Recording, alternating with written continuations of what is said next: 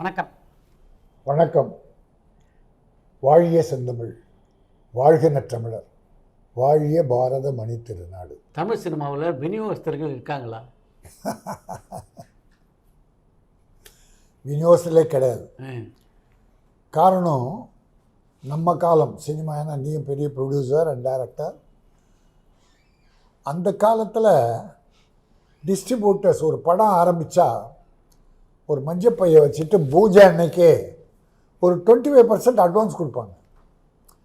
பிறகு 4000 அடி படம் வளர்ந்தா அப்போ ஒரு 25% டிஸ்ட்ரிபியூட்டர்ஸ். இதெல்லாம் இது போக ஃபைனான்ஷியர்கிட்ட ஒரு 25-30% வாங்குவாங்க. ஆனால் இந்த காலத்தில் ப்ரொடியூசரும் சரியாக இல்லை. அவன் வீடு வாசல் எல்லாத்தையும் விற்று கொண்டாந்து படத்தை முடித்தா வாங்கிறதுக்குன்னு விநியோகஸ்தர் இல்லை. அதில் மெயின் காஸ்ட் என்னென்னா, படங்கள் கோடிக்கணக்காக உயர்ந்துருச்சு. ப்ரொடக்ஷன் காஸ்ட் 3 கோடி 5 கோடி 10 கோடி. சின்ன ப்ரொடியூசரும் இல்லை, பெரிய ப்ரொடியூசரும் இல்லை. இப்போ படம் எடுக்கிறவங்கெல்லாம் தன் சொந்த பணம் இருக்கா அவங்க தான் எடுக்கிறாங்க. யார் ஒருவர் படம் எடுக்க முடியுமோ அவங்க முடிக்கிற அளவுக்கு வர்றாங்க. ஆனால் ரிலீஸ் பண்ணுறது கஷ்டம். தியேட்டர் கடை இது கடையில் வேறு விஷயம். அந்த படத்தை ரிலீஸ் பண்ணால் பப்ளிசிட்டிக்கு பெருந்தொகை வேணும். அப்புறம் கியூப்னு ஒன்று இருக்குது, அதுக்கு ஒரு பெருந்தொகை வேணும். இதுக்கு முன்னெல்லாம் தியேட்டர் அட்வான்ஸ் கொடுப்பாங்க. 10 காசு அட்வான்ஸ் கிடையாது. இப்போ கொடுத்தா அவங்க போட்டு மீதி ஒரு 3 மாதம் பொறுத்து கணக்கு பார்த்து கொடுத்தா உண்டு, இல்லைன்னா இல்லை. அதனால் படம் வாங்குகிற விநியோகஸ்தர் என்பது இனமே காணாமல் போய்விட்டது. எங்கள் ஆஃபீஸில் சும்மா தமிழ்நாடு பூரா விநியோக சங்கங்கள் செயலிழந்து இருக்கிறது. காரணம் படம் வாங்குவதற்கு ஆள் இல்லை. காரணம் கோடிக்கணக்காக உயர்ந்து விட்டது. படங்கள் ஓடுவதில்லை. 100 படம் ரிலீஸ் ஆனால் 10 படம் ஓடினா பெரிய விஷயம். 90 ப்ரொடியூசர் லாஸ் ஆகிறான். அதனால் வாங்கிறதுக்குன்னு ஆளே கிடையாது. விநியோகஸ்தர்கள் நிலை மிக மோசமாக இருக்குது. உதாரணத்துக்கு ஒன்று சொல்கிறேன்னே, இப்போ நான் சென்னை, செங்கல்பட்டு, காஞ்சிபுரம் விநியோக சங்க தலைவரான பிறகு, முன்ன 2000 தலைவராக இருந்தப்போ மிகச் செழிப்பாக இருந்தாங்க, நல்லா இருந்தது பிஸ்னஸ் 2000. இப்போ போனால் எல்லாம் உடல் நலம் இல்லாமல் மருந்து வாங்க கூட காசு இல்லாமல் இருக்காங்க விநியோகஸ்தர்கள். இப்போ நான் என்ன பண்ணேன், மாதம் 100 பேர் அப்படிப்பட்டவங்களை மட்டும் கஷ்டம், பொருளாதார சிரமத்தில் உள்ள, வயது முதிர்ந்த, நோய்வாய்ப்பட்டிருக்கிறார் அப்படிப்பட்ட விநியோகஸ்தர்களை செலக்ட் பண்ணி 100 பேருக்கு மாதம் 1000 ரூபா அன்பு தொகைன்னு கொடுத்துட்டு வர்றேன் 7 மாதமாக. அது அவங்களுக்கு பேருதவியாக.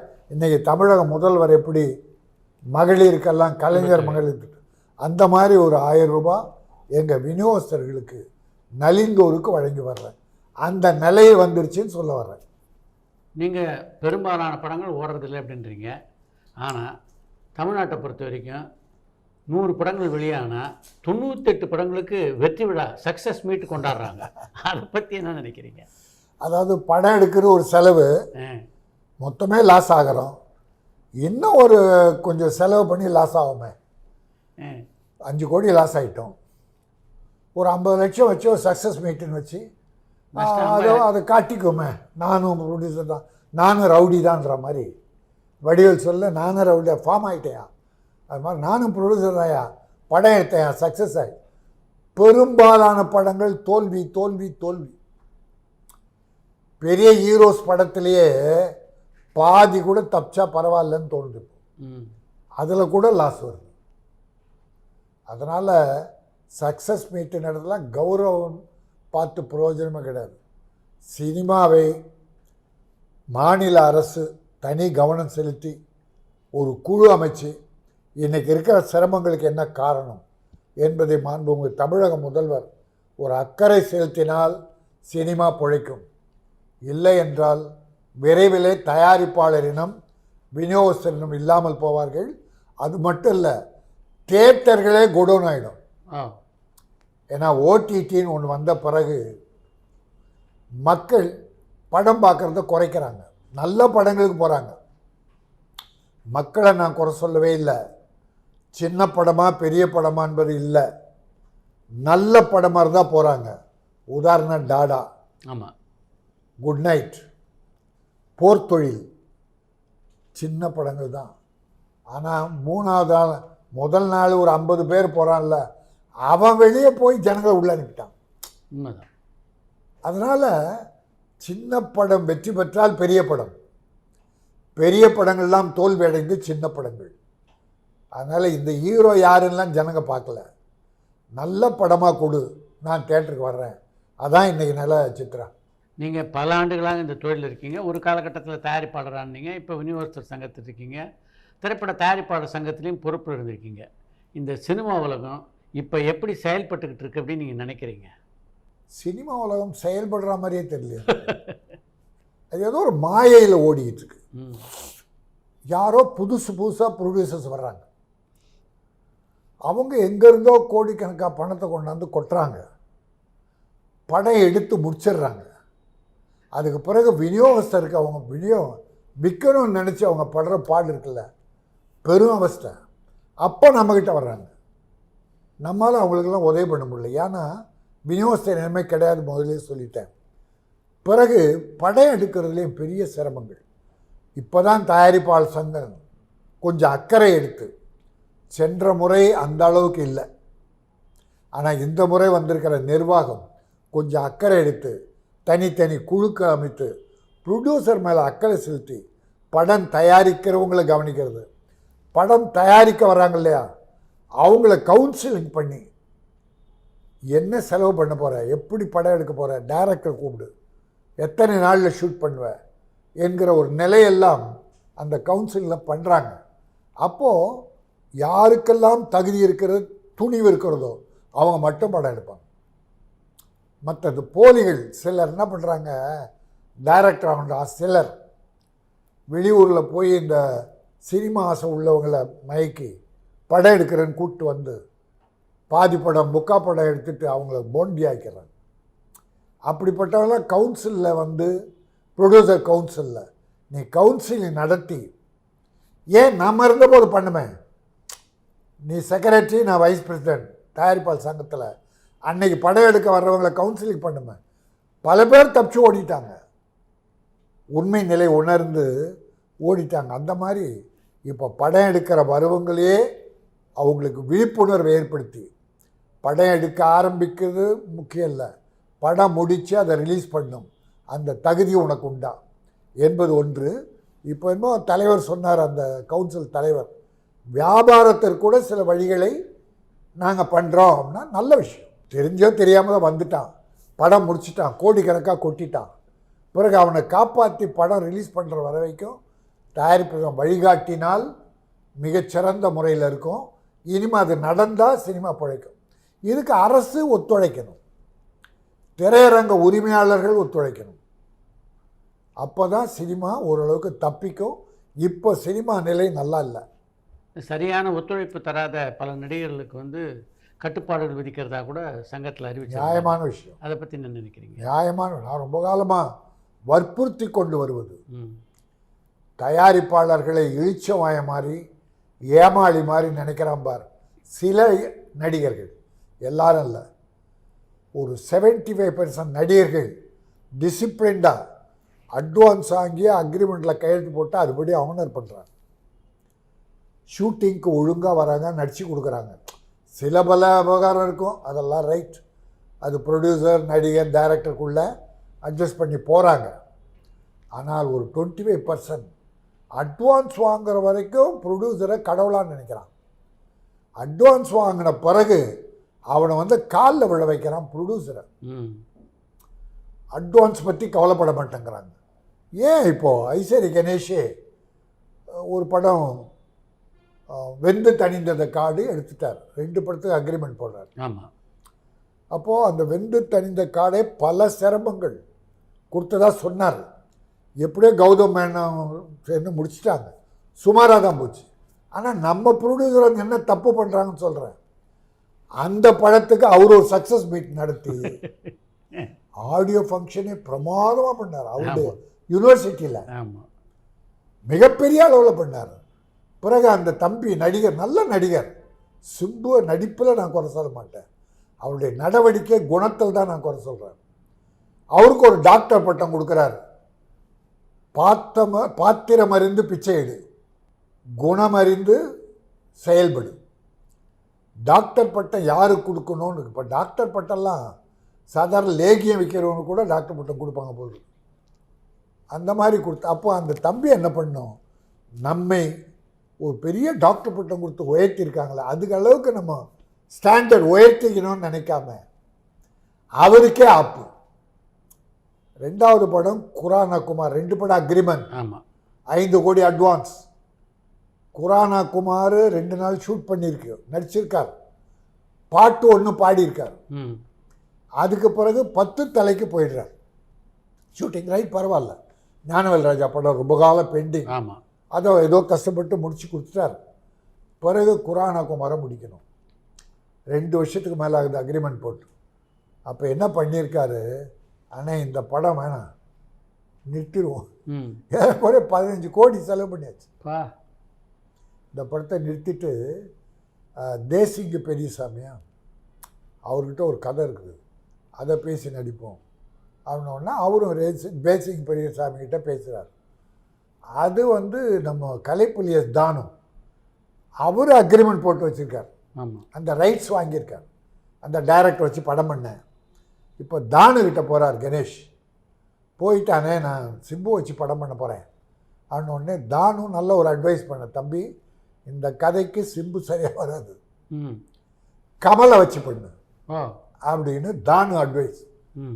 சரி, அவர் என்ன பண்ணுறாரு, அதுக்கிடையில் அது கேள்விப்பட்டோ என்னவோ தெரியல, இவரும் கமலும் லிங்க் பண்ணுறாங்க. யாரே சிம்பு, அந்த கதையை நீங்கள் எடுங்க நான் நடிக்கிறேன்னு சொல்லி அவர் தேசிய கமல் தானுக்கிட்ட வர, தானு அவருக்கு கொடுத்துட்றாரு கமலுக்கு. இப்போ இவங்க அக்ரிமெண்ட் போட்டுக்கிறாங்க, சிம்புவும் கமலும். சம்பளம் எவ்வளோ, அன்னைக்கு அந்த குரானா குமாருக்கு 11 ரூபா, வெந்து தனிந்த காடு 9, இது 11, மொத்தம் 20 ரூபா அக்ரிமெண்ட். இப்போ அப்போவே என்ன பண்ணுறாரு, 3 மடங்கு சம்பளம் கேட்குறாரு. அக்ரிமெண்ட் போட்டவர் அடுத்த படத்துக்கு 3 மடங்கு சம்பளம், ஏன்னா மாநாடு கொட்டி குவிச்சிருச்சான். அதனால் அப்படி பேசும்போது அந்த 3 மடங்கு சம்பளம் கேட்டார் இல்லையா, அதை இவர் கமல் ஒத்துக்கிட்டு அக்ரிமெண்ட் போட்டார். நான் வேண்டுகோளாக வைக்கிறேன், கமல் ஒரு சீனியர் திரையுலகின் சாதனையாளர். இன்னைக்கு சொல்ல போனால் ரஜினி கமல் அவங்களை ஈக்கல யாரும் இல்லை. கமல் பல விஷயத்தில் வழிகாட்டணும். ஐஸ்வரி கணேஷ் அந்த படத்தை ஒரு படம் ஏற்கனவே சிம்புவோட அக்ரிமெண்ட் போட்டு தொடங்கி முடிக்காமல் இருக்கு, அதை முடிச்சிட்டு வா சிம்பு, நம்ம படம் பண்ணலான்னு சொல்லணும். இதுக்கு இடையில இவர் அக்ரிமெண்ட் போட்ட உடனே இவர் என்ன பண்ணுறாரு, லண்டன் போயிடுறார் சிம்பு. இன்னைக்கு 6 மாதம் வரைக்கும் சிம்புவை காண்டாக்ட் பண்ண முடியல. யார், ஐஸ்வரி கணேஷால். எந்த ஒரு ஐஸ்வரி கணேஷ் டாக்டர் சிம்புன்னு ஒரு பட்டம் கொடுத்தாரோ அந்த சிம்பு ஐஸ்வரி கணேஷுக்கு லாலிபாப் கொடுத்துக்கிட்டு இருக்கார். அவர் வக்கீல் நோட்டீஸ் அனுப்புனார், அதே வாங்க ஆள் இல்லை. இப்போ ஏதோ கோர்ட்டுக்கு போகிறேன்றாங்க, என்ன காம்ப்ரமைஸ் ஆகும்னு தெரியல. எனக்கு இது வரைக்கும் தெரிஞ்ச உண்மை, அப்படி பண்ணலாமா ஒரு நடிகர்? நீ முன்னால் மைக்கேல் ராயப்பன் எப்படிப்பட்ட ப்ரொடியூசர், இன்றைக்கி ஒரு படம் எடுக்க முடியல, கடனாளியாக தெரிகிறார். யாரால்? இவரால், சிம்புவால் தான். அது அவங்க 1000 கதை சொல்லலாம் சார். ஹீரோக்கள் அவங்க சைடு என்ன வேணா பண்ணலாம் சார், அதை கேட்க சில ஆட்கள் இருக்காங்க. ஆனால் உண்மை நிலையை புரியணும். எத்தனை ப்ரொடியூசருக்கு வம்பு. அப்புறம் வாலுன்னு ஒரு படம் எடுக்கும்போது அது தகராறு, எல்லா படமும் தகராறு. மாநாடு ஒண்டி தான் கொஞ்சம் பிரச்சனை இல்லாமல் நடித்து முடித்தார். ஏன்னா ஃபெடரேஷனில் இவருக்கு ரெட்டு போட்டாங்க. யார்? சிம்புக்கு. மைக்கேல் ராயப்பன் விஷயத்தில் டிஸ்ட்ரிபியூட்டர்ஸ் பணம் பூரா லாஸ் மைக்கேலுக்கு. இப்போ டிஸ்ட்ரிபியூட்டர் வம்பு பண்ணுறாங்க. அப்போது சிம்பு என்ன பண்ணுறா, அடுத்து ஒரு படம் பண்ணி கொடுக்குறேன், அதில் பண்ணிடுன்னு சொல்லிட்டு அவரை ஏமாற்றிட்டார். அந்த டிஸ்ட்ரிபியூட்டர் ஃபெடரேஷன் ரெட்டு போடுது. இப்போ சிம்பு பார்க்குறார், யாரை வச்சு பண்ணால் கொஞ்சம் ரவுடி மாதிரி விவகாரம் பண்ணுவாங்கன்னு வெங்கட் பிரபுவோட பேசி முடித்து சுரேஷ் காமாட்சி கூப்பிட்டு நீங்கள் படம் பண்ணுங்கன்னு அவனும் துணிஞ்சு இறங்கினா அந்த படம் பூரா கொஞ்சம் நல்ல முறை ஒத்துழைச்சார். ஏன்னா அந்த ஷூட்டிங் நான் பார்த்தேன், ஒரு 20 நாள் நான் கூட இருந்தேன். தம்பி பரவாயில்ல, சிம்பு நல்லா வந்துட்டார், இனி நல்லா வருவார் அப்படின்னு வாழ்த்தினேன். அந்த படப்பிடிப்பில் சிம்புவை கூப்பிட்டு நீங்கள் அறிவுரையெல்லாம் சொன்னீங்களா? நரேஷ் அப்படியா? ஏன் அந்த ஆடியோ ஃபங்க்ஷன், சக்ஸஸ் மீட் அதெல்லாம் பேசி அந்த தம்பி பெருசாக பாராட்டு, இனி பெரிய நடிகன். ஆனால் அடுத்த படத்திலே ஒரு பழைய வேலையை காட்டார். அதில் எங்காள் வேல்ஸ் வேல்ஸ் என்பது ஐசரி வேலன், என் மச்சான், எங்கள் கம்பெனி, அதுலேயே போட்டு இந்த மாதிரி வம்பு பண்ணிகிட்ருக்காரு அந்த தம்பி. இப்போ கூட நான் ஒன்றும் இல்லை, தயவுசெய்து இதெல்லாம் தூக்கி போட்டுட்டு ஒரு நல்ல ஹீரோவா, இப்போ லிட்டில் ஸ்டார் இல்லை, பெரிய ஸ்டாராகவே நீ வருவ, அது வரணும். ஏன்னா டி ராஜேந்திரன் ஒரு சகலகலா வல்லவனுடைய ஒரு தமிழனுடைய மகன் நீ. எனக்கு அப்படிப்பட்ட ஹீரோக்கள் வேணும். அதை நீ வம்பு பண்ணி இருக்கிற ப்ரொடியூசர்லாம், அதுவும் ஐஸ்வரி கணேஷ் மாதிரி ஒரு அற்புதமான ப்ரொடியூசர், ஸ்பாட் பேமெண்ட், நாளைக்கு பணம் கொடுக்குறேன், அடுத்த மாதம் கொடுக்குறல, முன்கூட்டி பணம் கொடுக்குற ஒரு ப்ரொடியூசர், அவரே மனம் நோக வச்சா வேறு எந்த ப்ரொடியூசர் வருவாங்க உங்கள்கிட்ட? சினிமாவுக்கு யார் வருவா? நீ படம் எடுக்க வர்றதே பெரிய கஷ்டம். அதனால் ஹீரோக்களில் ஏன் சார் விஜய், அஜித், ரஜினி சார் எல்லாருமே ஒரு ஹீரோ ஒரு ப்ரொடியூசருக்கு டேட்டு கொடுத்தா பர்ஃபெக்டாக பண்ணுறாங்க. அந்த படத்தை முடிச்சுட்டாங்க, அடுத்த படம் போகிறாங்க. ஏன் இந்த தம்பி? அப்புறம் விஷாலுக்கும் அதில் பெரிய கெட்ட பேர். விஷால் ஏதோ அந்த லிஸ்ட்டில் இருக்கிறதா கேள்விப்பட்டேன். அப்படியா? ஆமாம் ஆமாம், விஷால் ஒன்று, அதுக்கப்புறம் யோகி பாபு, அவர் பேரை சொன்னாங்க. அவர் என்ன பண்ணாருன்னு தெரியல. அப்படியே ஒரு 5 ஹீரோ காமெடி எல்லாம் சேர்த்து வச்சு நடிகர் சங்கத்தோட ப்ரொடியூசர் கவுன்சிலில் ஒரு மீட்டிங் நடந்தது. அவங்களும் எல்லாம் இதெல்லாம் கேட்குறோன்னு சொல்லியிருக்காங்க. என்னுடைய வேண்டுகோள், ஆந்திராவை போல, கேரளாவை போல, கர்நாடகாவை போல தயாரிப்பாளர் சங்கம் ஆளுமை நிறைந்ததாக இருக்க வேண்டும். தயாரிப்பாளர்கள் தான் முதலாளிகள். மற்றவங்க மரியாதை கெடுக்கணும்னு இல்லை, யாரும் மற்ற மரியாதை கெடுக்கக்கூடாது. ஆனால் நம்ம மரியாதை கெட்டு போகக்கூடாது. ஆந்திராவில் உங்களுக்கு தெரியும், ஒரு முறை சிம்ரான், பிரகாஷ்ராஜ், பீக் பீரியட் அவங்களுக்கு ஒரு படத்தில் அட்வான்ஸ் வாங்கிட்டு டேட்டை கொடுத்துட்டு அந்த படத்தில் நடிக்காமல் வேறு பெரிய படத்துக்கு போயிடுறாங்க. அந்த ப்ரொடியூசர் ஆந்திரா ப்ரொடியூசர் கவுன்சிலில் கம்ப்ளைண்ட் பண்ணுறார். உடனே கவுன்சில் ஆக்ஷன் எடுத்து பிரகாஷ்ராஜுக்கும் சிம்ரனுக்கும் 2 போடுறாங்க. அதுலேருந்து அவங்க நடிக்க முடியல, யாருமே நடிக்க வைக்கல. பிறகு 5 லட்ச ரூபா ஃபைன், 2 பேரும் 5 லட்சம் கட்டின பிறகு தான் இந்த படத்தை நடித்து முடித்த பிறகு தான் வேறு படம் போகும். எப்படி இருக்குது? அதான சங்கம். தயாரிப்பாளரை காப்பாற்றுவதுதான் தயாரிப்பாளர் சங்கம். ஏன்னா அந்த நிலை வரணும். நம்மளை யாரையும் ஏமாற்றக்கூடாது, நாம் யாரையும் ஏமாற்றக்கூடாது. அவங்களுக்குரிய சம்பளத்தை சரியாக கொடுத்துடணும். அவங்க நேரத்துக்கு வந்து படுத்த முடியும். சார் 9 மணி கால் ஷீட்னா நீ 11 மணிக்கு பல பேர் வர்றான். அந்த 2 ஹவர்ஸ் ப்ரொடியூசருக்கு எவ்வளோ லாஸ். இந்த சுமையெல்லாம் எப்போ வருது? படம் ரிலீஸ் போது வருது. அப்போ அந்த ப்ரொடியூசர் என்ன பண்ணுறான்? இந்த ஃபைனான்ஸ் வாங்கினான் இல்லையா, அவன் தலையில் அடிக்கிறான். வட்டியை குறைச்சிக்கோ, அசலை குறைச்சிக்கோன்னா. மீதி எல்லாரும் பணம் வாங்கிடுறான். நடிகன், டெக்னீஷியன் எல்லாரும் வாங்கிடுறாங்க. கடைசியாக பாதிக்கிறது financiers and producers.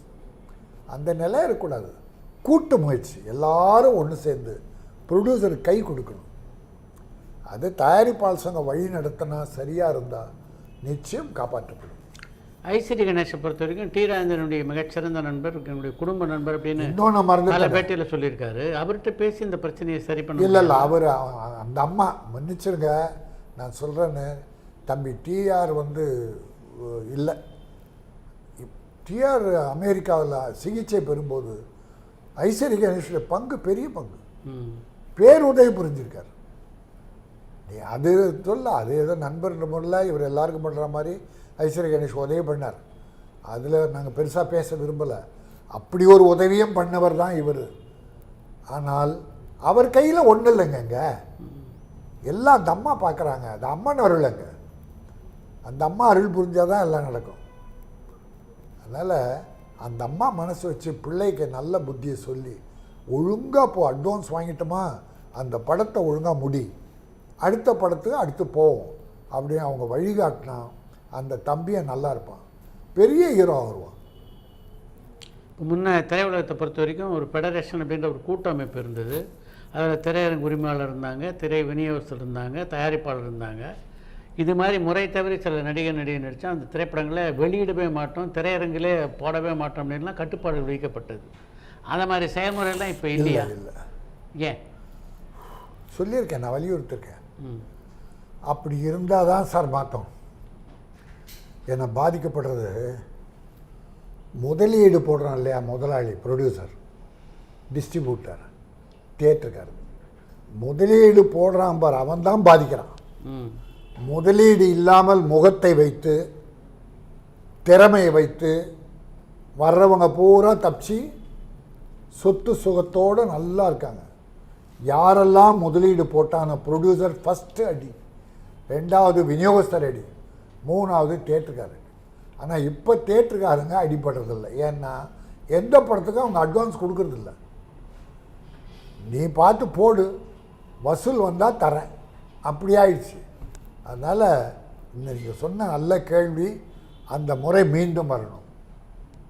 Producer, distributor association, federation, அந்த தியேட்டர் மூணு இணைஞ்சு ஒரு கூட்டமைப்பாக இருந்து யார் தவறு செய்தாலும், ப்ரொடியூசர் தவறு செய்தாலும் சரி, அவங்களையும், ஏன்னா ஒரு நடிகருக்கு பணம் கொடுக்காம ஏமாத்தினா இந்த ப்ரொடியூசர் அடுத்து படம் எடுக்கக்கூடாது. அது கரெக்ட். அந்த மாதிரி ஒழுக்க நெறி எல்லா சைட்லையும், இந்த விதி எல்லா தரப்புலையும் ஒழுக்க வேணும். அதைத்தான் நான் வலியுறுத்துறேன். இப்போ திரையுலகில் பார்த்தீங்கன்னா சம்பளங்கள் வந்து முன்னெல்லாம் சில கோடிகள் இருந்தது, இப்போ பல கோடிகள் ஆயிடுச்சு. அதை எப்படி பார்க்குறீங்க நீங்கள்?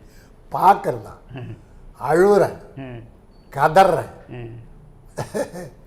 உனக்கு தெரியாதில்ல, நீயும் சிவாஜி வச்ச படம் எடுத்த, கமல்ஹாசன் எடுத்த படம் எடுத்த, சூரசம்ஹாரம் கமல் நீ தான் டைரக்ஷன் இல்லையா, அதனால் நீ பெரிய பெரியெல்லாம் பண்ண, பாரத ராஜாவோட இணைஞ்சு பல வெற்றி படங்களை பார்த்துருக்கேன். ஒரு உதாரணத்துக்கு ஒன்று சொல்கிறேன். சிவாஜி, எம்ஜிஆருக்கு 5000, 10,000, 15,000, 25,000, 30,000, 70,000, ஒளி விளக்குக்கு முன்னால் வரைக்கும் 1,00,000. சிவாஜிக்கும் 75 ஒன்று தான். வண்டிக்காரன் மகன்னு கலைஞர் கதையில் ஜெய்சங்கர் ஒரு படம்ன்றார். அவர் பாவம் புண்ணியவான், அந்த ஜெய்சங்கர்னு ஒருத்தன் 25, 30, 50 அதுலேயே அந்த படம் ஃபெயிலியர் ஆகிட்டா, அடே எங்கே வா, நான் லாஸ் ஆகுது, இந்த 25 வச்சுட்டு பூஜை போடு, நான் அடுத்த டேட்டு கொடுக்குறேன். உண்மை. எத்தனை பொழுதை காப்பாற்றானாயா ஜெய்சங்கர்? இன்னைக்கு ஒரு ஹீரோவை காட்டு. அப்படி எம்ஜிஆரும் சிவாஜியும் ஜெமினியும் 5,000, 10,000 தான் ஏற்றுவாங்க. நான் கேஎஸ் கோபாலகிருஷ்ணனோட இருக்கேன். எப்பன்னா பேசும் தெய்வம் ரிலீஸ்க்கு அப்புறம். பேசும் தெய்வம் சூப்பர் ஹிட், பத்மினி சிவாஜி. அதில் வந்து 75,000 தான் சம்பளம் சிவாஜிக்கு. அடுத்து கேஎஸ் கோபாலகிருஷ்ணன் குலமாக குணமாக எடுக்க போகிறார். அதுக்கு சிவாஜியை போடணும். ஜெய் அடுத்தது. சிவாஜிக்கு சம்பளம் பேச சண்முகம் கற்பக ஸ்டுடியோ வரார். சிவாஜி தம்பி தான் டேட் பார்ப்பார், சம்பளம் பேசுவார். வந்து முதலாளி என்ன பேசும் தெய்வம் சூப்பர் ஹிட்டு, நல்லா போகுது, இப்போ என்ன பண்ணலாம், அதான் அந்த 75 ரூபா முன்ன வாங்க 75 ரூபா கொடுப்பாராம் முதலாளி. நான் முதலாளி 1,00,000 வச்சுக்கலாம் முதல்ல. சிவாஜி தம்பிங்க, சிவாஜி சம்பளம் பேசுகிறாருங்க, 1,00,000 வச்சுக்கலாம். என்ன சண்முகம் 80 ரூபா வச்சுக்கலாம், 80,000. பேசும் தெய்வம் 75 கொடுத்தாங்களாம், 5,000. பிறகு 90,000 ரூபாங்க முடிவாச்சு. சிவாஜி கணேசன்ற உலக நடிகனுக்கு. அப்படி அந்த அவருடைய தம்பி கெஞ்சி 15 ரூபா ஏற்றினார். எம்ஜிஆர் என்எஸ்சி 2.5 லட்சம் 3 லட்சம் தானே எம்ஜிஆர் படம் ஆமாம். இல்லை. இன்னைக்கு என்னடான்னா இப்போ உதாரணம் மற்றவங்களாம் விடுங்க, 100 கோடி 150 கோடி 200 கோடின்றான், அது கொடுக்குறோம் வாங்குகிறோம் தலையெழுத்து. இப்போ ஒரு படம் டாடான்னு ஒரு படம் வந்தது, எல்லாம் புதுமுகம். அம்பேத்குமார்னு வந்தவாசி தொகுதி எம்எல்ஏ, நம்ம ப்ரொடியூசர், ஏற்கனவே 2-3 படம் சக்ஸஸ்ஃபுல் பிக்சர் எடுத்திருக்காரு. அவர் படம், அந்த படம் ரிலீஸ் ஆகிறதே யாருக்கும் தெரியாது. இப்போ விநியோகத்தில் ஒரு பிரச்சனை இருந்தது, அந்த அம்பேத்குமார் ப்ரொடியூசர் வந்து செட்டில் பண்ணி பழைய பாக்கியை செட்டில் பண்ணி நீட்டாக படம் ரிலீஸ் பண்ணார். ரிலீஸுக்கு விளம்பரத்துக்கு அவ்வளோ செலவு பண்ணுறார். அப்போ ஹீரோ யாருன்னு தெரியாது, ஹீரோயின் யாரும் தெரியாது. டைரக்டர் திறமையால், அவருடைய சிரமத்தால், அறிவால் ஒரு ஹீரோ ஹீரோயினை உருவாக்கி அற்புதமான கதை, ஆடியன்ஸும் ஒத்துக்கிட்டான். ஆமாம், படம் பிக்கப் ஆயிடுச்சு, பெரிய வெற்றி படம், பெரிய வெற்றி படம். சரி, இதில் ஹீரோ ஹீரோயின் பங்கு என்ன?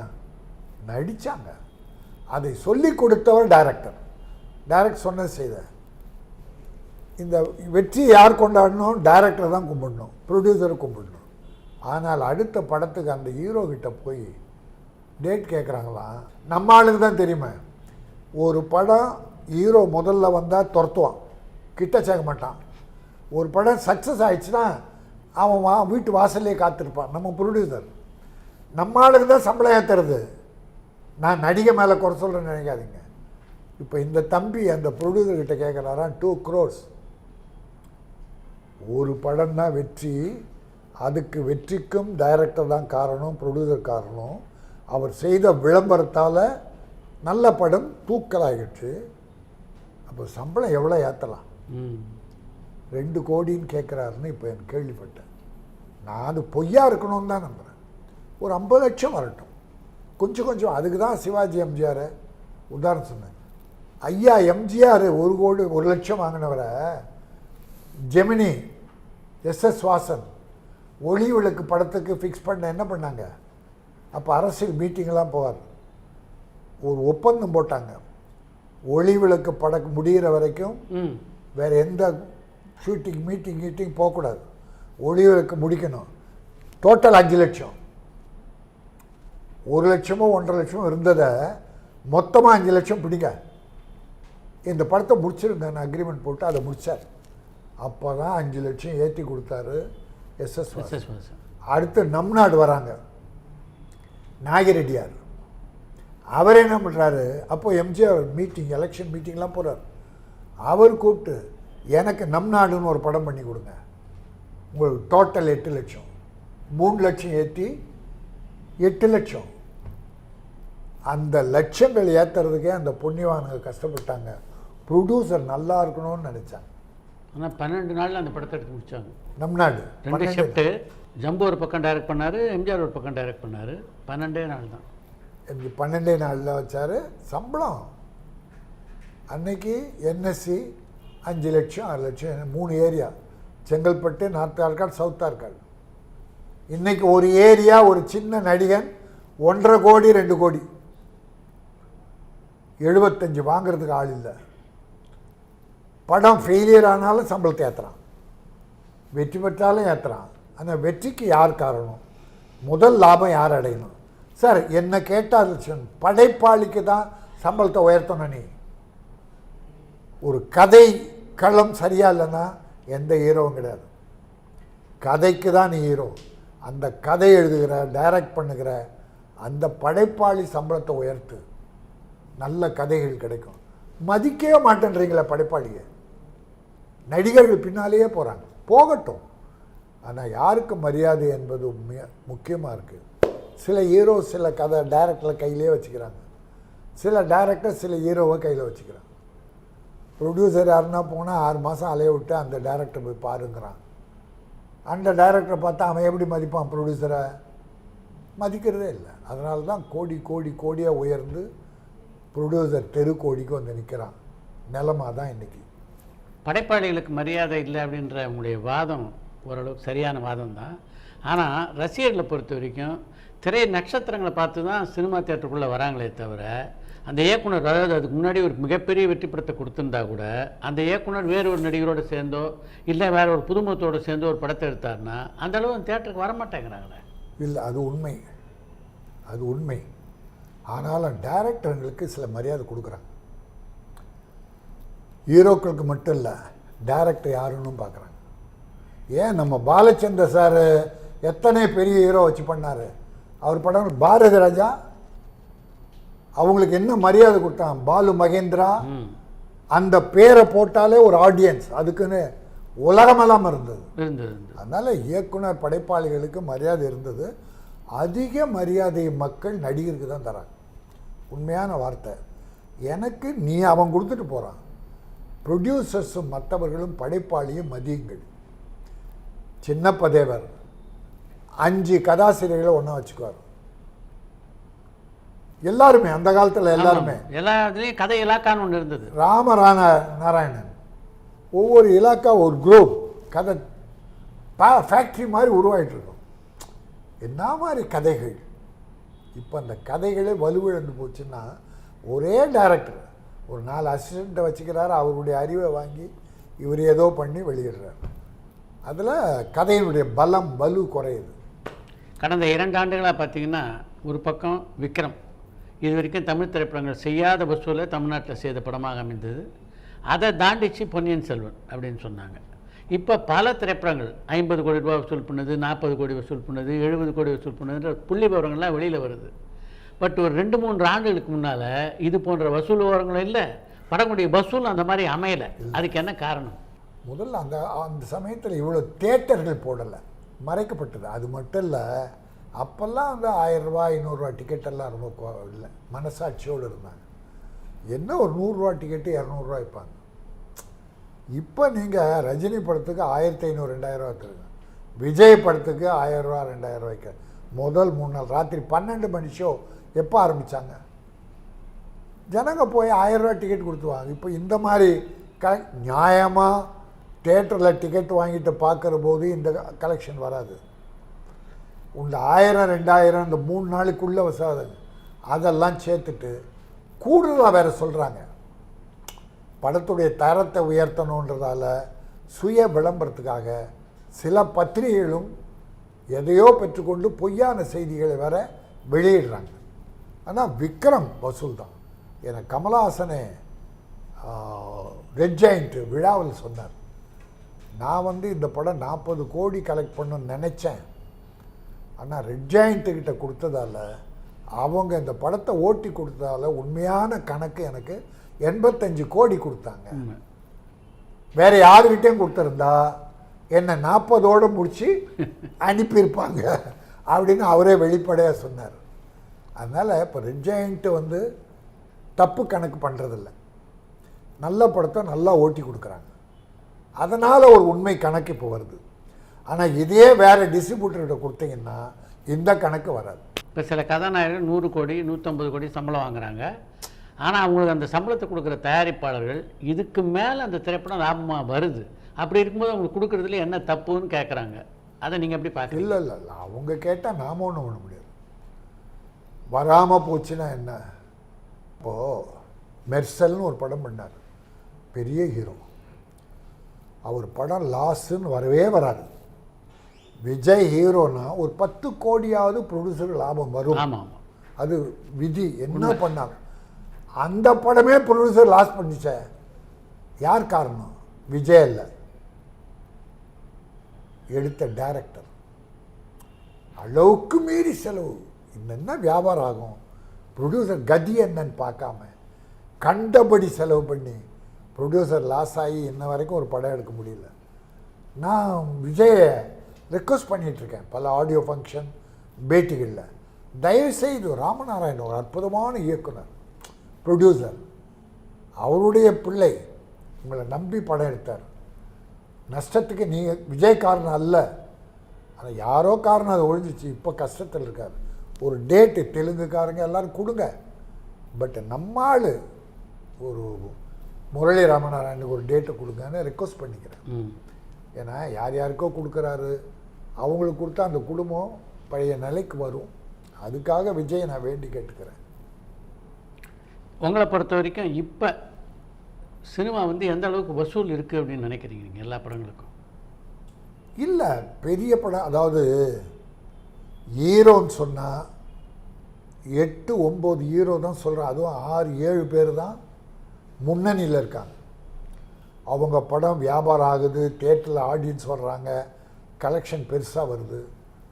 அதுக்கு அடுத்து ஒரு 4-5 பேர் செகண்ட் ரேங்கில் இருக்காங்க. அவங்க இப்படியா அப்படியான்னு இருக்காங்க. அதுக்கு பின்னால் ஒரு 20 ஹீரோக்கள் இருக்காங்க, 3rd ரேங்க் 4th ரேங்க். அவங்களுக்கெல்லாம் எந்த பிஸ்னஸ் இல்லை. அதனால் இப்போது ஹீரோக்களை வச்சு அந்த ஹீரோக்கள் நம்ம கனவு கூட காண முடியாது. இந்த முதல் வரிசை கதாநாயகன் முதல் தரமாக நீ 12 பேரே வச்சுங்க. விக்ரமில் ஆரம்பித்து 12 ஹீரோ விட்டுருங்க, யாருக்கும் கிடையாது. அவங்க சில ப்ரொடியூசரை வச்சுருக்காங்க, இல்லை அவங்களே சொந்தமாக தயாரிச்சுக்கிறாங்க. மீதி பேரை வச்சா ஃபைனான்ஸ் கொடுக்க ஆள் இல்லை, வாங்கிறதுக்கு டிஸ்ட்ரிபியூட்டர் இல்லை. படம் ப்ரொடியூசர் எடுக்காமல் இருந்தால் நல்லது. இப்போ நீ தப்பிக்கணுமா, இருக்கிற கொஞ்சம் காசை வச்சு குடும்பத்தை ஒழுங்காக பார்த்துக்கிட்டு என் அட்வைஸ். இப்போ நான் வந்து 15 வருஷம் ஆச்சு படம். ஆனால் என் கொழுப்பு இருந்த பணத்தை வட்டி கொடுத்துட்டு அதை விட நான் படமே எடுத்துருக்கலாம். நம்ம ஆளே சின்ன ப்ரொடியூசருக்குன்னு கொஞ்சம் உதவி பண்ணிவிட்டு இப்போ நான் மருந்து வாங்க கூட பணம் நல்லா இருக்கேன். அப்படி ஒரு 30 ப்ரொடியூசர், சின்ன ப்ரொடியூசர் இல்லை, வரல. அதனால் அவங்க என்ன பாடுபடுறாங்கன்னு எனக்கு தெரியும். 15 பேர் படம் எடுத்து வச்சுருக்காங்க, வியாபாரம் இல்லை. அது ஆயிடுச்சுன்னா எனக்கு கொடுத்துருவாங்க. ஆகலை, அவங்களும் கஷ்டப்படுறாங்க. ஏன்னா இப்போ நான் வந்து படம் எடுத்தேன், டிஸ்ட்ரிபியூஷன் பண்ணேன், இப்போ ஃபைனான்ஸும் பண்ணேன். இருந்த சின்ன அமௌண்ட்டை வச்சு நம்ம சின்ன ப்ரொடியூசர் கொடுத்தேன், அவங்களுக்கு திருப்பி கொடுக்க முடியல அவங்களால. அப்போ இன்றைக்கி பொசிஷன் எனக்கு தான் சினிமாவுடைய நிலை நல்லா தெரியும். இந்த திரையுலகத்தை கட்டுப்படுத்துறதுக்கு தெலுங்கில் கூட சமீபத்தில் ஒரு கட்டுப்பாடு கொண்டு வந்தாங்க. அதாவது குணச்சித்திர நடிகர்கள் சம்பளம் இவ்வளோ தான் கொடுக்கணும், அதே மாதிரி நடிகர்கள் கூட வர்றாங்கல்ல அவங்க சம்பளத்தை நாங்கள் கொடுக்க மாட்டோம், இப்படிலாம் சில கட்டுப்பாடுகள் கொண்டு வந்தாங்க. கட்டுப்பாடு தேவை சார். நயன்தாரா, அப்புறம் ஆண்ட்ரியா, இவங்களுடைய அசிஸ்டன்ஸ் எல்லாம் பாம்பேயிலேருந்து வர்றாங்க. தமிழ்நாட்டில் இல்லை, டெக்னீஷியன்ஸ் இல்லை, எத்தனை அற்புதமான மேக்கப் மேன், ஹேர் ட்ரெஸ்ஸர் இருக்காங்க, பாம்பேயிலேருந்து வர்றீங்க. Flight ticket. அப்புறம் ஒரு ஹீரோயினுக்கு பாம்பேயிலேருந்து வரும்போதே இந்த பவுன்சர், அவன் அங்கேருந்து ஏர்போர்ட் வரைக்கும் பவுன்சர் கொண்டாந்து விடணுமா. அதுக்கு நம்ம தமிழ் ப்ரொடியூசர் சம்பளம் பணம் கொடுக்கும். அது பாம்பே ஏர்போர்ட். பாம்பே ஏர்போர்ட்டில் இந்த கண்ணாடி ஒரு கண்ணாடியை படம் ஹீரோயின் யார்? அன்ஷிகா. அந்த பேரை சொல்லி சொன்னாங்க. பவுன்சர் வருவான், ஏர்போர்ட் வரைக்கும் விட்டு போயிடுவாங்க, திருப்பி இவங்க போகும்போது கூப்பிட்டு போகணும். அதுக்கு இந்த ப்ரொடியூசர் பண்ணணும். சில ஹீரோக்கள் இங்கே கேரவான் இருக்கும், ஒரு 100 மீட்டரில் ஷூட்டிங் ஸ்பாட் இருக்கும், இங்கேருந்து 6 பவுன்சர் இவரை கூப்பிட்டு போய் ஷூட்டிங் ஸ்பாட்டில் விடணும். ஷாட் எப்போ முடிச்சுட்டு வராங்களோ அவங்க கூப்பிட்டு வந்து கேரவான். என்ன இதெல்லாம் அநியாயம். ஒரு எம்ஜிஆர் சிவாஜி எந்த பவுன்சர் வச்சுக்கிட்டாங்க? புண்ணியவானுங்க என்ன மாதிரி பண்ணாங்க ப்ரொடியூசரை காப்பாற்றுறாங்க. எதுக்கு இப்போ பல டைரக்டர் ஒருத்தர் வச்சுக்கிறாராம் பவுன்சர்ஸ், அதுக்கும் ப்ரொடியூசர் பணம் கொடுக்கணும். பேட்டா எவ்வளோ பேட்டா? நயன்தாரா 5 பேரோ 6 பேரோ சொன்னாங்க, ஏறக்குறைய 75-80,000 ரூபா பேட்டா ஒரு நாளைக்கு. அப்புறம் 3 ஸ்டார் ஹோட்டல். இப்படி செயற்கையான செலவுகள். உங்களுக்கு என்ன, யாரோ தீவிரவாதிகளா நீங்கள்? எவனோ சுட்டுட்டு போயிட போகிறாங்க. எதுக்காக இப்படி செயற்கையாக பண்ணி ப்ரொடியூசரை வாட்டி வதைக்கிறீங்க? நார்மலாக இயற்கையாக இருங்க. இயற்கையாக இருந்தால் எல்லோரும் பெரும் மரியாதை கிடைக்கும். அதனால் என்னுடைய கருத்து, நடிகர்களும் மனிதர்கள் தான் என்பதை உணர்ந்து, தயாரிப்பாளர்கள் தான் எல்லோரும் வாழ்கிறார்கள் என்பதை உணர்ந்து எல்லாரும் தயாரிப்பாளருக்கு ஒத்துழைக்கணும். தயாரிப்பாளர்களும் ஒரு ஆண்மை திறத்தோடு படம் இருக்கணும். யாருக்கும் அடிமை. வீக்னஸ் என்னென்னா, நம்ம கொஞ்சம் கோடிக்கணக்காக பணத்தை கொட்டிடுறான் ப்ரொடியூசர், வட்டிக்கு வாங்கி இதை வச்சு. இவனால் எதிர்த்து எதையுமே பேச முடியல. ஏதாவது பேசினா 1 மணி நேரம் டிலே ஆச்சுன்னா இவனுக்கு தான் லாஸ், ப்ரொடியூசர் லாஸ். அதனால இவன் பயந்து பயந்து பயந்து அடிமை மாதிரி இருக்கான். அந்த நிலை இருக்கக்கூடாது. எல்லாரும் கூட்டு முயற்சியாக இருந்து ஒரு ப்ரொடியூசர் படம் ஆரம்பித்தா ஒத்துழைச்சி அவரை லாபகரமாக சின்ன லாபம் கிடைச்சா கூட போதும். சார் இப்போது சித்ரா உங்களுக்கு தெரியும், ஒரு சின்ன ப்ரொடியூசர் படம் எடுத்து அதில் 70% அசல் வந்தால் கூட அவன் அடுத்து படம் தான் எடுக்கிறான். அதை விட்டு போக பிடிக்காது. இப்போ நடிகர்கள் இத்தனை கோடி வாங்குறாங்களே, அந்த முதலீடு எங்கே போகுது? எங்கெங்கேயோ முதலீடு பண்ணிடுறாங்க. அப்போது சினிமாவில் உள்ள பணம் பல பேரால் வெளியே போயிடுது. ப்ரொடியூசர், டிஸ்ட்ரிபியூட்டர், திரையரங்க அண்டு ஃபைனான்சியல், இவங்க பணம் தான் உள்ளே உழண்டுக்கிட்டு. அதனால் திரை உலகம் மிகப்பெரிய நட்டத்தை நோக்கி என்பதை விட அழிவை நோக்கி போய் கொண்டிருக்கிறது. இதை அரசாங்கம் காப்பாற்றணும். மத்திய அரசுக்கு பெரும் பங்கு இருக்குது. ஒரு படம் சக்ஸஸ் ஆகிட்டா வருமான வரித்துறை ரைடு விடுறது பண்ணட்டும், தப்பு கணக்கு எழுதணும், ரைடு பண்ணணும். ஆனால் அவன் கெட்டு போனவனை பாதுகாக்க என்ன திட்டம் வச்சுருக்கேன்? சினிமாவை ஒரு தொழிலாகவே இன்னும் அங்கீகரிக்கல. எவ்வளோ முயற்சி பண்ணோம். ஒரு பேங்க் லோன் கிடையாது. அப்போ நாம் ஜிஎஸ்டி மட்டும் ஒழுங்காக கட்டிடணும், வருமான வரி கட்டிடணும், நான் கட்டணும், அதை ஏமாற்றக்கூடாது. ஆனால் மத்திய அரசு என்ன செய்கிறது? அதனால் மத்திய அரசு ஒரு குழு போட்டு இன்றைக்கி பார்த்தீங்கன்னா இந்த பாரதிய ஜனதா இப்போ ஆட்சிக்கு வந்த பிறகு நிறைய சினிமாக்காரங்க பாரதிய ஜனதாவில் பொறுப்பில் இருக்காங்க. ஆமாம், இருக்கட்டும். அவங்கெல்லாம் ஒன்று சேர்ந்து நம்ம போல் ஆளுகளையும் சேர்த்து மத்திய அரசுக்கு ஒரு குழுவாக போட்டு என்ன சினிமாவை காப்பாற்ற செய்யணும், என்ன செய்யணுன்றத ஒரு ஆலோசனை குழு போட்டு ஒரு முயற்சி எடுக்கணும்னு நம்முடைய திரையுலகளோட பாரதிய ஜனதாவை சார்ந்த சகோதரனை கேட்டுக்கிறேன். தமிழகத்தில் கலைஞர் செய்யாத உதவி கிடையாது. டாக்டர் கலைஞர் எவ்வளோ கூப்பிட்ட உடனே பார்த்த உடனே கேட்டால் கூப்பிடுவார், என்னன்னு கேட்பார். எவ்வளோ நன்மைகள் செய்தார். அவருடைய மகன் தளபதி மு.க. ஸ்டாலின் ஆட்சி, உதயநிதியும் அவங்க அக்கறை செலுத்துகிறார். தமிழ் சினிமாவை கொஞ்சம் ஆழ்ந்து அறிந்து இருக்கிற சிரமங்களை போக்கி கொஞ்சம் நல்லது பண்ணணும். இப்போது அந்த விருது வழங்குகிற குழு போட்டிருக்காங்க, மானியம் வழங்குகிற குழு போட்டிருக்காங்க. நல்லா நல்லா பண்ணுறாங்க. இன்னும் இது எல்லாத்த விட சினிமாவை கட்டுப்படுத்துறது. உங்களுக்கு எம்ஜிஆர் இருந்தப்போ ஒரு சீஃப் செக்ரட்டரியாக இருந்தது ஒரு கடுமையான ஆள். டிஸ்ட்ரிபியூட்டர் அசோசியேஷனுக்கும் ப்ரொடியூசர் கவுன்சிலுக்கும் தகராறு கூட வந்தப்போ மலைச்சாமி இருந்தப்போ ஒரு குழுவை போட்டு சும்மா ஆட்டி படைச்சாங்க. அந்த மாதிரி இன்றைக்கி ஒரு குழுவை போட்டு தமிழ் சினிமாவை சீரமைச்சா நான் தமிழக முதல்வர் அவர்களை கைகூப்பி வணங்குவேன்.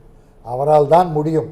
தமிழ் சினிமாவை கட்டுப்படுத்த காப்பாற்ற தமிழக முதல்வர் மு.க. ஸ்டாலின் தளபதி அவர்களால் முடியும். அவரை நான் வேண்டுகிறேன். இப்போ பல முன்னணி நடிகர்கள் இன்றைக்கி தயாரிப்பாளர்கள் ஆகிட்டாங்க. பெரும்பாலும் அவங்க படங்களில் அவங்களே நடிக்கிறாங்க. இதை நீங்கள் எப்படி பார்க்குறீங்க? எப்படி பார்க்குறேன்னா, இப்போ படம் எடுத்தவங்க யாருன்னா படம் எடுக்கிறாங்களா? கமல்ஹாசன் தவிர தனுஷ் படம் எடுத்தார். அவர் ஹீரோ, சொந்த கம்பெனி, பெரிய லாஸ் ஆகி ஒரு ப்ரொடியூசருக்கு 3 டேட்டு கொடுத்து அந்த சம்பளத்தில் கடன் அடைக்க சொன்னார் தனுஷ். இப்போ தனுஷ் படம் எடுக்கும்போது இவ்வளோ பெரிய லாஸ் ஆச்சே, அதை இன்னொரு படம் ப்ரொடியூசர் படம் எடுக்கும்போது ஆகுமா ஆகாதான்? அப்போ எந்த அளவுக்கு அவர் ஒத்துழைக்கணும்? அவர் லாஸ் ஆகி படம் எடுக்கிறது இப்போ விட்டார்னு கேள்விப்பட்டேன். ரஜினி மகள் படம் எடுத்ததெல்லாம் லாஸ். சிவகார்த்திகேயன் நல்ல தம்பி, அருமையான ஒழுக்கமுள்ள ஒரு ஹீரோ, அவர் படம் எடுத்தார். அவரும் பெரிய லாஸ் ஆகி அந்த கடன் அடைக்க ஒரு ஃபைனான்ஸை வாங்கி இப்போ படம் எடுத்து அந்த கடன் அடைக்கிறார். இன்னி வரைக்கும் இன்ன வரைக்கும் ஏன்னா இவங்கெல்லாம் ஹீரோ. அப்போ ஒரு ப்ரொடியூசர் எடுக்கும்போது எவ்வளோ ஒத்துழைக்கணும் நீங்கள்? இதை விட பல மடங்கு சிரமம் இல்லை. விஜய் சேதுபதி அவரும் ஒரு நல்ல ஹீரோ, அருமையான தம்பி, அவரும் படம் எடுத்தார். அவரும் பயங்கர கடனில் மாட்டார். அப்போது ஹீரோக்கள் சொந்த படம் எடுக்கும்போது எவ்வளோ சிரமம், எவ்வளோ லாஸ், எவ்வளோ கடன் என்பதை உணர்ந்து அந்த கடனை அடைக்கவே பல படம் நடித்தாங்க. இதே சிரமத்தை ஒரு ப்ரொடியூசரை நினச்சி பார்த்து அவருக்கு இந்த சிரமம் வரக்கூடாதுன்னு எல்லாரும் ஒத்துழைச்சா சினிமா நல்லாயிருக்கும். ப்ரொடியூசர் நல்லா இருந்தால் தமிழ் திரையுலகம் ஓஹோன்னு இருக்கும், எல்லாரும் வாழ்வாங்க. ப்ரொடியூசர் அழிந்துக்கிட்டே வந்தால் எல்லாருக்கும் அந்த அழிவு வரும். இதுதான் என்னுடைய வாக்குறுதி. இன்றைக்கு சினிமா உலகத்தில் நீங்கள் இல்லாத ஒரு பாடல் வெளியீட்டு விழாவே இல்லை. அந்த மாதிரி உங்களை எல்லா நிகழ்ச்சிகளையும் கூப்பிடுறாங்க. இதுக்கு என்ன காரணம் நீங்கள் நினைக்கிறீங்க? நம்ம ஒளியும் மறைவு இல்லாமல் பேசுகிறோம். என்ன குறைபாடுன்றதை தெளிவாக மக்களுக்கு சொல்கிறோம். அப்புறம் அந்த படம் எடுக்கிறவங்களே இந்த தப்புகள் பண்ணாதீங்க என்றோம். அதுவும் ஆத்மார்த்தமாக வாழ்த்துறோம்.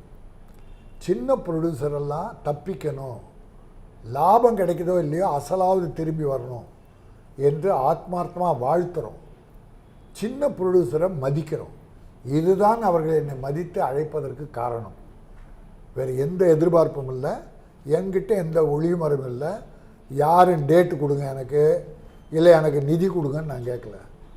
கஷ்டப்படுறவங்களுக்கு நான் முடிஞ்ச உதவியை பண்ணிகிட்ருக்கேன். இதுதான் என்னை அழைப்பதற்கு காரணம்.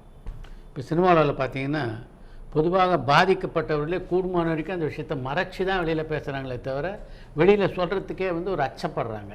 ஆனால் நீங்கள் மேடைகளில் துணிஞ்சு எல்லார் பேரையும் சொல்கிறீங்க. இதனால் நீங்கள் ஏதாவது எதிர்வினையை சந்திக்கக்கூடிய சூழல் ஏற்பட்டு மறைமுகமாக எனக்கு கெடுதல் பண்ணுறாங்க, நான் கவலைப்படல. நமக்கு ஏதாவது எதிர்பார்ப்பு இருந்தால் தானே. எனக்கு எந்த எதிர்பார்ப்பு இல்லை, நான் நல்லதை சொல்வேன். யார் எவருன்னு பற்றிலாம் நமக்கு கவலை இல்லை. எல்லாரும் நல்லா இருங்க, யாரையும் கெடுக்காதீங்க, முடிஞ்சால் கொடுங்க. கொடுப்பதில் இருக்கிற மகிழ்ச்சி ஈதல், இசைப்பட வாழ்தல், அது அல்லது ஊதியம் இல்லை உயிர்க்கு, வள்ளுவன். அந்த வழியில் நான் என்னால் முடிஞ்சது சொல்கிறேன், செய்கிறேன், கொடுக்குறேன், அறிவுரை சொல்கிறேன், நடக்கிறேன். போலித்தன்மைகள், பொய்யான வார்த்தைகள் என்னிடம் இல்லை. ஆகவே பிறர் எனக்கு கெடுதல் பண்ணால் தாங்கிக்கிற சக்தி இருக்குது. ஆனால் மேக்ஸிமம் கெடுதல் பண்ணுறதில்லை. எனக்கு கொஞ்சம் டிஸ்டன்ஸில் நிற்கிறாங்க, அவ்வளோதான். இப்போ திரையரங்கு உரிமையாளர்கள் எல்லாரும் கட்டணத்தை இன்னும் உயர்த்தணும் அப்படின்னு ஒரு கோரிக்கையை அரசாங்கத்திட்ட வச்சுருக்காங்க. ஒரு திரை விநியோக சங்க தலைவராக நீங்கள் அதை பற்றி என்ன நினைக்கிறீங்க? இல்லை, இப்போ இருக்கிற பணமே போதும். இப்போ இருக்கிற டிக்கெட் ரேட்டே அதிகம். நான் 5 நாளைக்கு முன்னால் ஒரு பேட்டி, தமிழ் பேட்டி கொடுக்கும்போது இந்த கேள்வி கேட்டாங்க. நான் சொன்ன உயர்த்தக்கூடாது, ஆனால் குறைக்கணும். சின்ன படங்களுக்கு, பெரிய படங்கள் சின்ன படங்கள் 2 பிரிக்கணும். பெரிய ஹீரோஸ் பேசணும் இல்லையா, அவங்களுக்கு இந்த 100, 150 இருக்கட்டும். சின்ன படங்கள் வரும்போது இந்த 10 ஆடியன்ஸ் 20 ஆடியன்ஸ் கூட வராமல் இருக்காம பாரு, அந்த படங்களுக்கு 40, 60, 100. நீங்கள் இப்போ இருக்கிற கட்டணத்தை விட குறைக்கணும். சின்ன படங்களுக்கு புரியுது. 2ஆக பிரிச்சுக்கிட்டு சின்ன படங்களுக்கு, ஹீரோக்கள் இல்லாத படங்களுக்கு 40, 60, 100 அது இருந்தால் ஏழை குடும்பங்கள் ஒரு 4 பேர் படம் பார்ப்பாங்க. இப்போ இருக்கிற ரேட்டில் 2000 ரூபாய் இல்லாமல் 5 பேர் தேட்டருக்கு போகிறதில்ல. அதனால் படம் ஓடிடியில் 1 மாதத்தில் வரப்போகுது, அதை பார்த்துக்கலான்னு பல பேர் நின்று போகிறாங்க. பெரிய படங்களுக்கு வர்றாங்க, அது வேறு. சின்ன படங்கள் வெற்றி பெறணும், மக்கள், ஏழை மக்கள் உள்ளே வரணும், அதுக்கு தேட்டர் ரேட்டை குறைக்கணும்னு நான் பேசியிருந்தேன். இதை நம்ம கமர்ஷியல் டேக்ஸ் மந்திரியாக இப்போ நம்ம அண்ணன் டிஆர் பாலுடைய மகன் ராஜா, அவரும் மந்திரியாக இருக்கார். நான் முந்தா நாள் அமைச்சர் உதயநிதி ஸ்டாலினை பார்க்க போய் உட்கார்ந்துட்டு இருந்தப்போ அந்த மினிஸ்டர் ராஜா வந்தார். நான் எழுந்து வணக்கம் பண்ண உடனே, நீங்கள் ஒரு பேட்டி கொடுத்தீங்களோ, அவர் கேட்டார். நல்ல மனசோட அவராக என்னை கேட்டார், டிக்கெட் விலை குறைக்கணும்னு கொடுத்தீங்களா? ஆமாம் சார், பெரிய படங்களுக்கு வருது, சின்ன படங்களுக்கு குறைச்சா தான் வரும். நான் பார்த்தேன், அந்த பேட்டி பார்த்தேன். என்ன பண்ணலான்னு என்ன கேட்டார். அப்போ அபிராம் ராமநாதன் கூட இருந்தார். உதயநிதி ஸ்டாலினை பார்க்க, சார் தியேட்டர் டிக்கெட்டுனா இவர் தான் அத்தாரிட்டி அப்படின்னு அவரை காட்டினோன்னா, அவர் சில ரூல்ஸ் அண்ட் ரெகுலேஷன்ஸ் 1956 அதெல்லாம் சொல்லி இதெல்லாம்னாரு. ஆனால் இது ஒரு டிஸ்கஷன் வச்சுக்கலாம். ஏன்னா 5 நாளோ 6 நாள் தான் ஆச்சு தேட்டருக்காரங்களாம் போய் டிக்கெட் விலையை உயர்த்தி கொடுங்கன்னு கேட்டு. இப்போ நான் கொடுத்த பேட்டி அந்த அமைச்சர் பார்த்துட்டு நல்ல மனசோடு அவர் வந்து என்ன கேட்டார், என்ன ஒரு நாள் கூப்பிட்றேன் நாங்கள் பேசுவோம் அப்படின்னு சொல்லியிருக்காரு. அதனால் டிக்கெட் விலை இப்போ இருக்கிறதே 40 கோடி 100 கோடி 600 கோடி வசூல்னு சொல்கிறீங்க. இன்னும் டிக்கெட் ரேட்டை உயர்த்தி என்ன பண்ண போகிறீங்க? இப்போ மெயின்டெனன்ஸ் ஆகுது ஏற்கனவே 4 ரூபா. என்ன அப்படி மெயின்டைன் பண்ணுறோம்?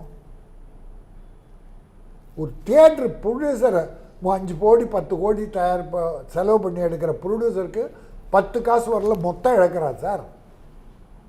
நீங்கள் மெயின்டெனன்ஸ் சார்ஜே அதிகமாகுது, விளம்பர பணம் கிடைக்குது, ப்ரொடியூசருக்கு என்ன கிடைக்குது? அதனால் என்னை பொறுத்த வரைக்கும் இது நல்ல ரேட்டு தான் இப்போ இருக்கிறது. அப்புறம் பெரிய படங்கள் கூடுதலாக விற்கிறீங்க, அதெல்லாம் இந்த சின்ன படங்கள் வரும்போது இப்போ நஷ்டம் இல்லை, அதை அவங்க அட்ஜஸ்ட் பண்ணுறாங்க, அதை நான் தப்பு சொல்லலை. அதனால் தியேட்டரில் டிக்கெட் விலையை உயர்த்த வேண்டாம், இப்போ இருக்கிறதே நல்ல ரேட்டு, சின்ன படங்களுக்கு குறைங்க என்பதே என்னுடைய வேண்டுகோள்.